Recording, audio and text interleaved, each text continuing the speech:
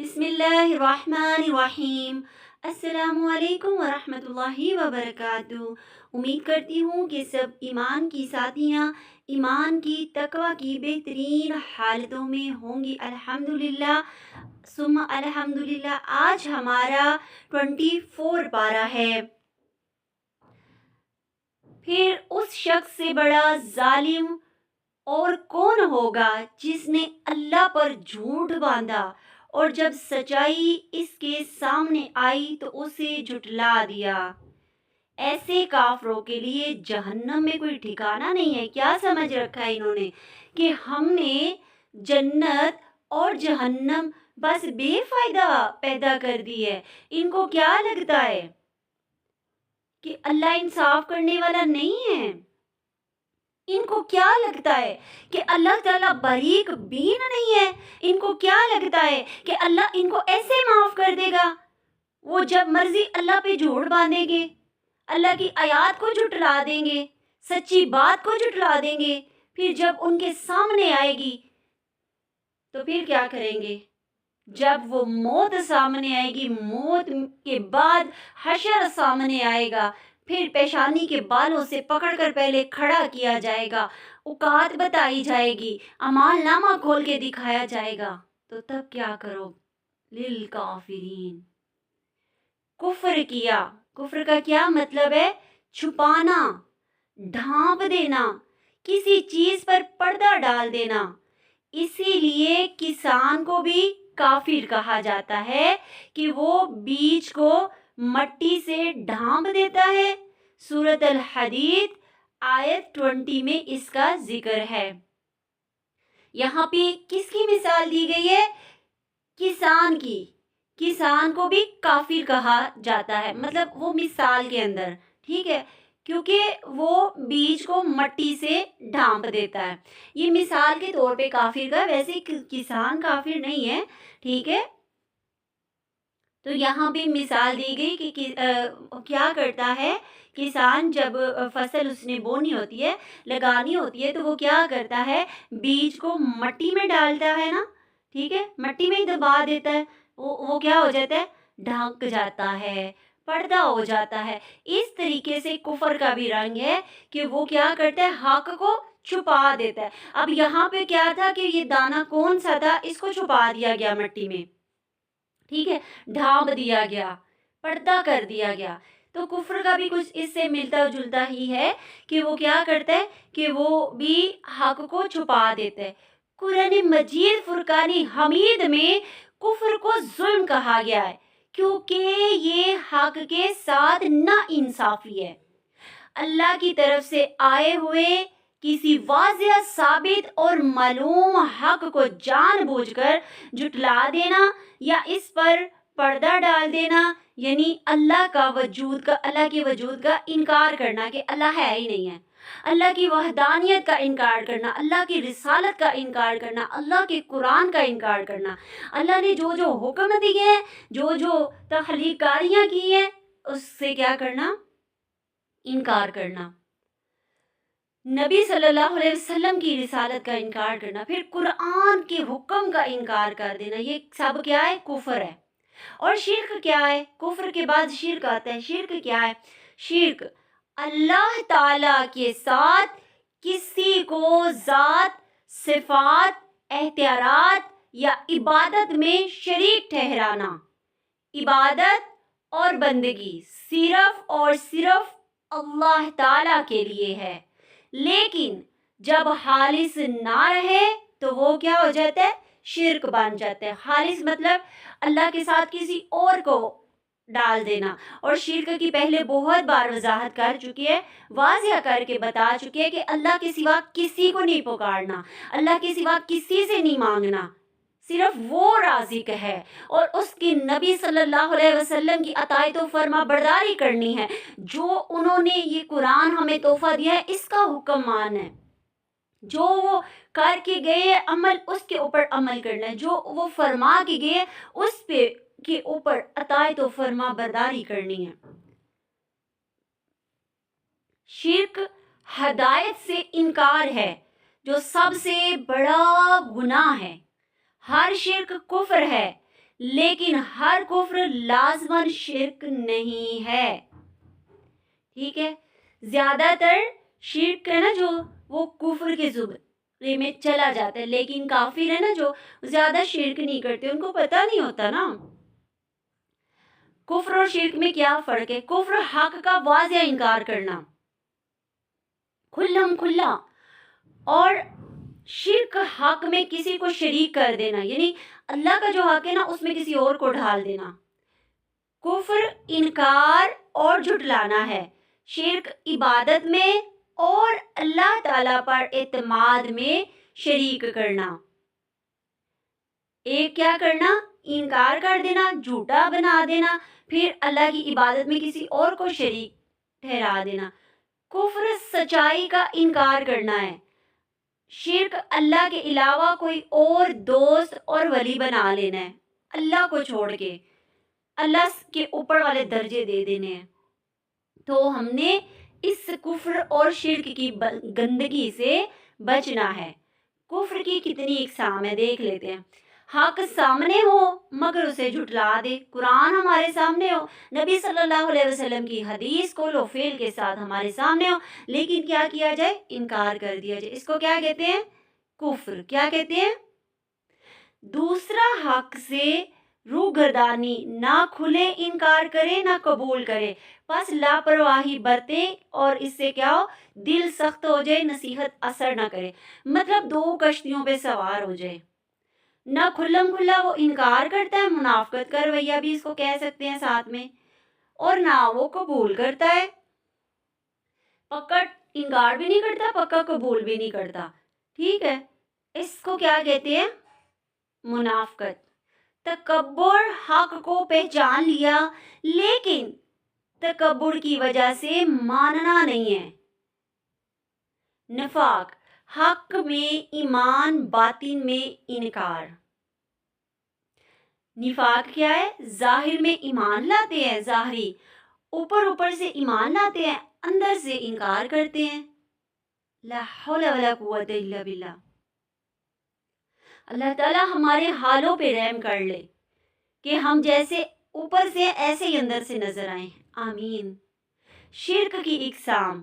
عبادت میں شرک، عبادت میں غیر اللہ کو شریک کرنا، ایک اللہ کے سوا کسی اور کو پکارنا، اللہ کے علاوہ کسی اور پر بھروسہ کرنا، اللہ کے سوا کسی اور کا حکم ماننا، اللہ کے سوا کسی اور کا فیصلہ ماننا، اور ناشکری کرنا. اللہ کی عطا پہ شکر کی بجائے ناشکری کر کے اس پہ بھروسے کی بجائے کسی اور کو اس کے ساتھ ملا دینا. یہ سب سے بڑا شرک ہے اور سارے گناہ معاف ہو جائیں گے. کیا؟ سارے گناہ اللہ تعالی معاف کر دیں گے، مگر شرک کبھی بھی معاف نہیں کیا جائے گا، کسی صورت بھی معاف نہیں کیا جائے گا. تو جو ہوا سو ہوا پہلے، لیکن اب ہم سچے دل سے اللہ سے معافی مانگتے ہیں اور صرف وہی عبادت کے لائق ہے، ہم اسی کی عبادت کرتے ہیں، اسی کی طرف ہم نے لوٹ کر جانا ہے. اللہ کے وجود کا انکار کرنا. کائنات کی تخلیق کیسے ہوئی؟ دنیا کا نظام کون چلاتا ہے؟ اگر اللہ کا وجود ہے تو ظلم کیوں؟ اللہ سامنے کیوں نہیں آتا؟ سائنس کو مذہب کا درجہ دے دیا. سائنسدانوں نے کوئی چیز ایجاد کر دی، تخلیق کر دی، چہرے چینج کر دیے، بنا دیا، تو کیا کر دیا؟ اس کو درجہ دے دیا. لیکن جو اللہ نے تخلیق کی ہے اس کے ساتھ کسی اور کو جوڑ دیا. کیا انصاف ہے ہمارا؟ ناشکری، بد اخلاقی، نافرمانی. قرآن کا جواب: آنکھیں اسے نہیں پا سکتی، وہ سب آنکھوں کو پا لیتا ہے. اگر اللہ نظر آ جائے تو ایمان کی آزمائش ختم ہو جائے گی. سورۃ الانعام 103 آیت. کیا وہ بغیر کسی خالق کے پیدا ہو گئے ہیں یا خود اپنے خالق ہیں؟ سورۃ طور 35 آیت غور کیجئے. ہم نے زندگی اور موت کو پیدا کیا تاکہ تمہیں آزمایا جائے. آزمائیں، دیکھیں کہ کون اچھا عمل کرتا ہے. دنیا میں جو غلط کرے اس کا پورا بدلہ آخرت میں ملے گا، اور دنیا میں جو اچھا کرے اس کا بھی پورا ہم بدلہ دیں گے. سورۃ الملک کی 2 یعنی 2 آیت. ہم انہیں اپنی نشانیاں کائنات میں خود ان کے اندر دکھائیں گے. فصیلت 53 آیت. یہ کیا ہے؟ اللہ کا جواب ہے. اللہ فرماتے ہیں میرے ساتھ کسی اور کو ٹھہرا دیتے ہو. کس نے پیدا کیا ہے پھر تمہیں؟ اللہ پوچھ رہے ہیں. کیا تم اپنے خالق خود ہی ہو؟ اپنے اللہ خود ہی بن گئے، خود ہی پیدا ہو گئے ہو؟ ہم نے تمہیں زندگی اس لیے دی ہے تاکہ ہم آزمائیں. قرآن کا جواب ہے یہ. کیا ہم فرما برداریوں کو مجرموں جیسا کر دیں گے؟ تو ایسا نہیں ہے. مجرم اور مومن اور ظالم اور مظلوم ایک جیسے تو نہیں ہوتے. سورۃ القلم 35 آیت. کس کا جواب؟ قرآن کا. جو چاہے ایمان لائے، جو چاہے انکار کرے. اللہ تعالی کے پاس علم غیب ہے. سورۃ الکہف 29 آیت. کیا ہے انسان سمجھتا ہے اسے بے مقصد چھوڑ دیا جائے گا؟ ایسا نہیں ہے. اللہ تعالیٰ نے اس کائنات کو بنایا ہے، اسے بے مقصد نہیں چھوڑا، اور نہ اللہ تعالیٰ اسے بے مقصد چھوڑے گا. سورۃ القیامہ 36 آیت. اب اللہ کا کھلے عام جواب ہے. اللہ تعالیٰ کے ساتھ شرک کرتے ہو، اللہ تعالیٰ کو جھٹلاتے ہو، اللہ تعالیٰ کی مانتے نہیں ہو، اور موت کا ڈر نہیں ہے، اپنے آپ کو بڑی چیز سمجھتے ہو. نعمتیں اللہ عطا کرتا ہے اور تم کہتے ہو کہ یہ مجھے اپنی محنت کے عوض سے ملا ہے. اللہ تمہیں اپنے گھر کی توفیق دیتا ہے، نیکی کی توفیق دیتا ہے، عمل صالحہ کی توفیق دیتا ہے، تو تم کہتے ہو یہ میری اپنی محنت کی کمائی ہے، میرے اپنی ذہانت ہے، میرا اپنا کیا ہوا اعمال ہے. ارے یہ رب کا جواب ہے کہ جو چاہتا ہے انکار کرے، جو چاہتا ہے ایمان لائے. پکڑ ہوگی تمہاری. وہ اللہ ہی ہے جو موت کے وقت روح قبض کرتا ہے. غور کرو. اور ابھی نہیں مرا ہے، اس کی روح نیند میں قبض کر لیتا ہے. جو ابھی نہیں مرا ہے نا، اس کی روح نیند میں قبض کر لیتا ہے. پھر جس پر وہ موت کا فیصلہ نافذ کرتا ہے اسے روک لیتا ہے، اور دوسروں کی روحیں ایک مقرر وقت کے لیے واپس بھیج دیتا ہے. مطلب بتایا گیا کہ موت نیند کی بہن ہے. نیند موت کی بہن ہے. ملتے جلتے الفاظ ہیں، ٹھیک ہے. تو جب بندہ سوتا ہے نا، ایسے ہی ہے کہ جیسے وہ فوت ہو گیا. لیکن اللہ فرماتے ہیں کہ میں نے کچھ کو وقت کے لیے پھر دوبارہ سے چھوڑ دیا، ان کو واپس کر دی ان کی روحیں، اور کچھ کی ہم نے نکال لی. نیند اور موت میں فرق کیا؟ فرق ہے. نیند اور موت دونوں کو مشابہ قرار دیا گیا ہے. شعور ختم ہو جاتا ہے، انسان بے اختیار ہو جاتا ہے. نیند کو موت صغرا کہا گیا ہے اور موت کو موت کبرا کہا گیا ہے.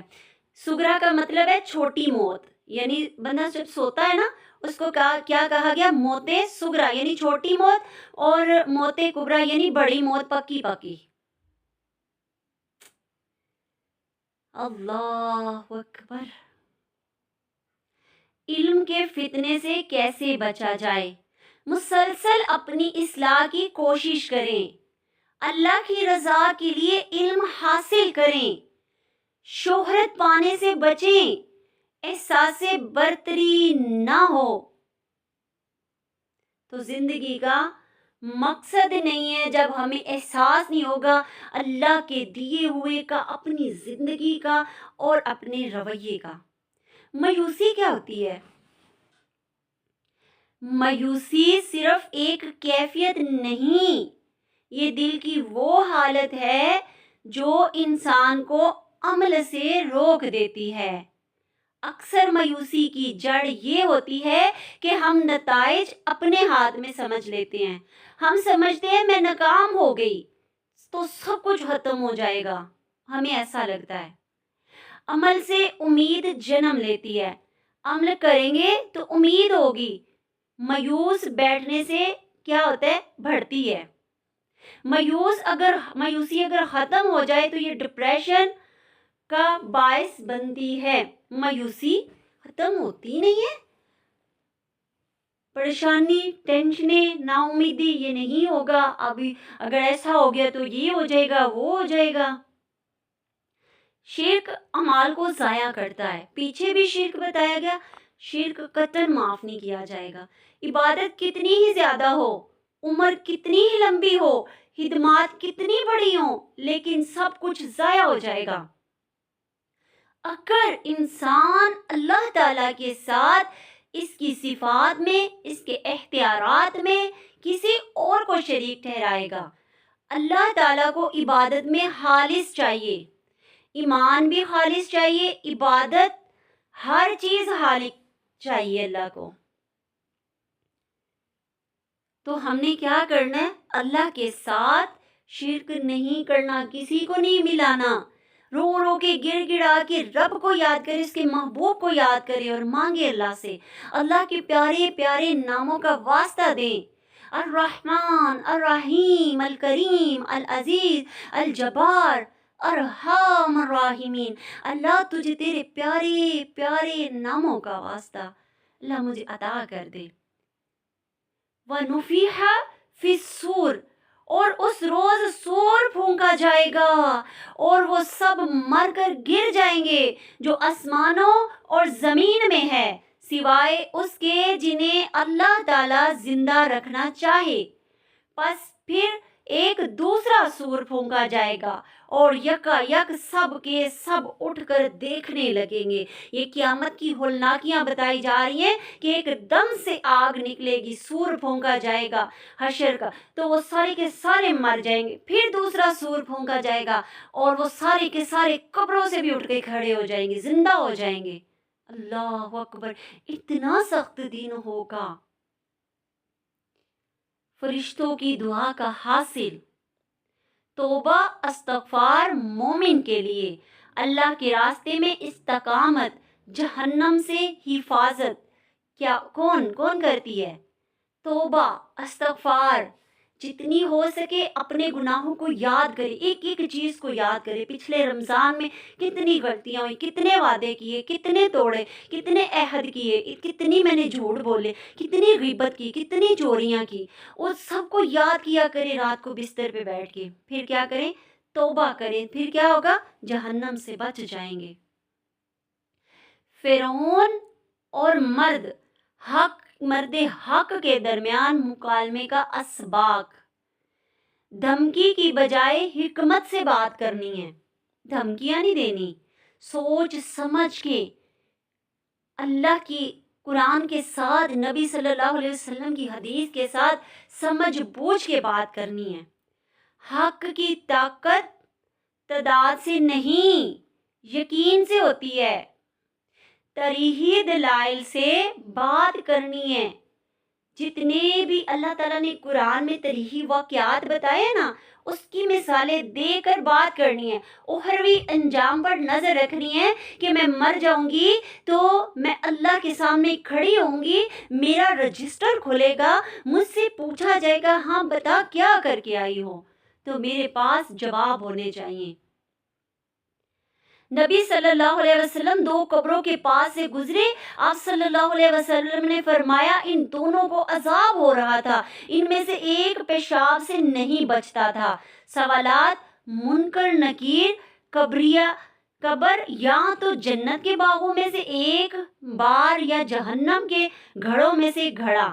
یہ جامعہ ترمذی کی حدیث تھی. پہلے میں کیا بتایا گیا کہ نبی صلی اللہ علیہ وسلم 2 قبروں کے پاس سے گزرے تو ان کو کیوں عذاب دیا جا رہا تھا؟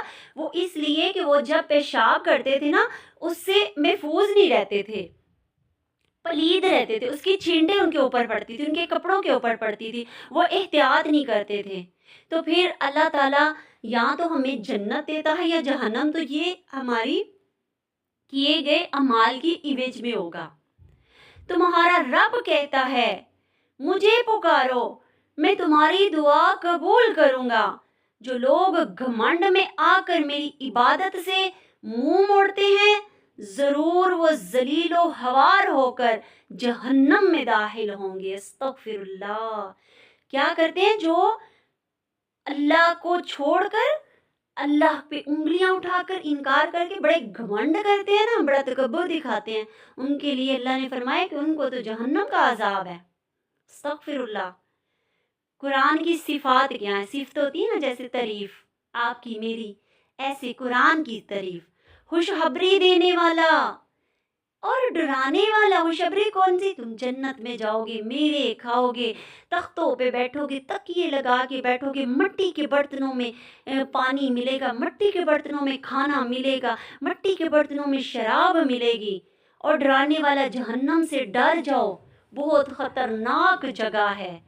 تو اللہ تعالی ہمیں جہنم کے عذاب سے بچا لے۔ اللہم اجرنا من النار، اللہم اجرنی من النار۔